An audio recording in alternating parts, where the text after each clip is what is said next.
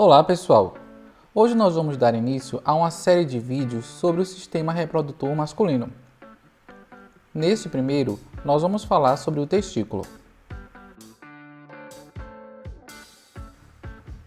Os testículos são órgãos ovoides que pesam cerca de 15 a 20 gramas e que têm 4 a 5 centímetros de comprimento, 3 centímetros de largura e 2 centímetros de espessura.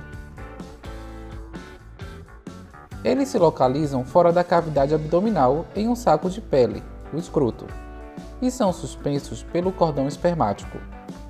Ele é o órgão do sistema reprodutor masculino responsável pela produção de células reprodutoras, chamadas germinativas, e pela produção de hormônios sexuais masculinos, os andrógenos.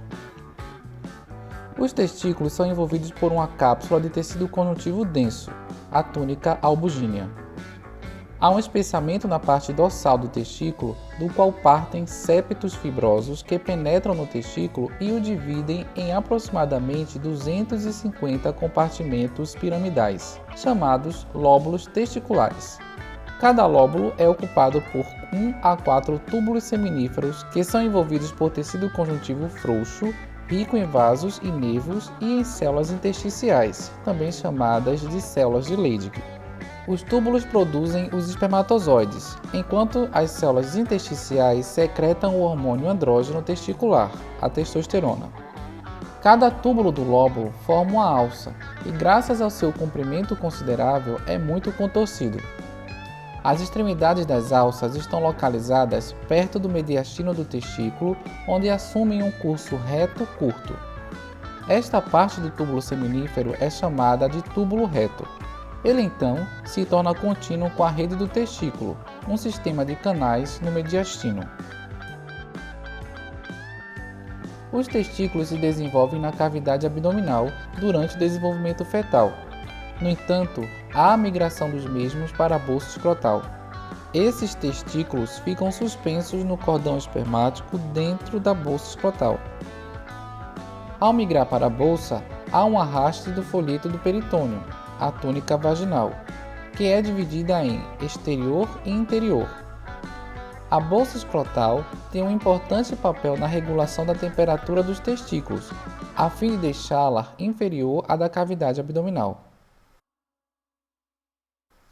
Cada testículo recebe sangue por uma artéria testicular, um ramo direto da aorta abdominal, que é muito contorcido perto dos testículos, onde circunda o plexo pampiniforme.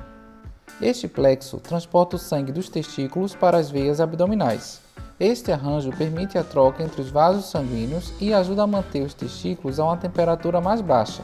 O sangue venoso, mais frio, que retorna dos testículos, resfria o sangue arterial antes de entrar nos testículos por um mecanismo de contracorrente de troca de calor.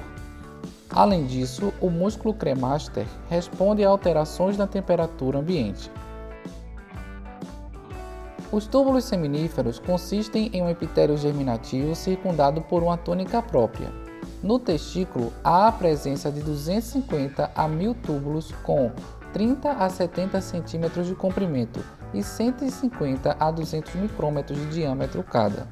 O epitélio germinativo é estratificado, complexo e não habitual. Ele é composto por dois tipos de células. As células de Sertoli, que também são chamadas células de sustentação.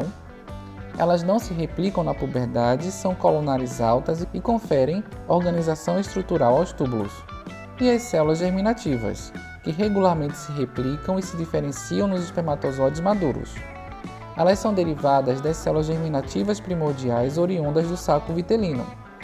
As células germinativas são divididas em camadas mal definidas de desenvolvimento progressivo entre as células de Sertoli. As células mais imaturas, chamadas de espermatogônias, repousam sobre a lâmina basal. As células mais maduras, chamadas espermátides, aderem-se à porção apical das células de Sertoli. A túnica ou lâmina própria, também conhecida como tecido peritubular, é um tecido conjuntivo com múltiplas camadas que apresenta células mioides ou células contráteis peritubulares e fibrilas de colágeno. Ultraestruturalmente, essas células mioides compartilham muitas características com as células musculares lisas, incluindo a presença de filamentos de actina. Contrações rítmicas das células mioides criam ondas peristálticas que ajudam a mover os espermatozoides e o líquido testicular através dos túbulos seminíferos. No testículo, as células intersticiais são grandes, poligonais, eosinofílicas e que tipicamente contêm gotas de lipídios. O pigmento lipofucsina também é frequentemente encontrado nessas células. Como células secretoras de esteroides, apresentam um retículo endoplasmático liso bem desenvolvido. As enzimas necessárias para a síntese de testosterona a partir do colesterol estão associadas ao retículo endoplasmático liso. As células intersticiais se diferenciam e segregam testosterona no início da vida fetal. A secreção de testosterona é necessária para a diferenciação e maturação sexual, bem como na função reprodutiva. No embrião, a secreção de testosterona e de outros andrógenos é essencial para o desenvolvimento normal das gônadas no feto masculino.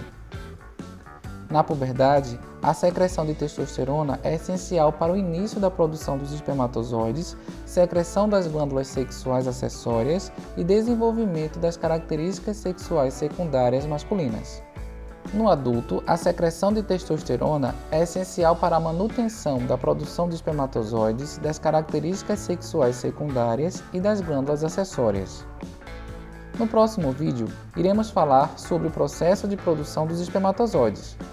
Se você deseja receber mais informações sobre esse assunto, se inscreva no nosso canal. Muito obrigado por nos assistir e até a próxima.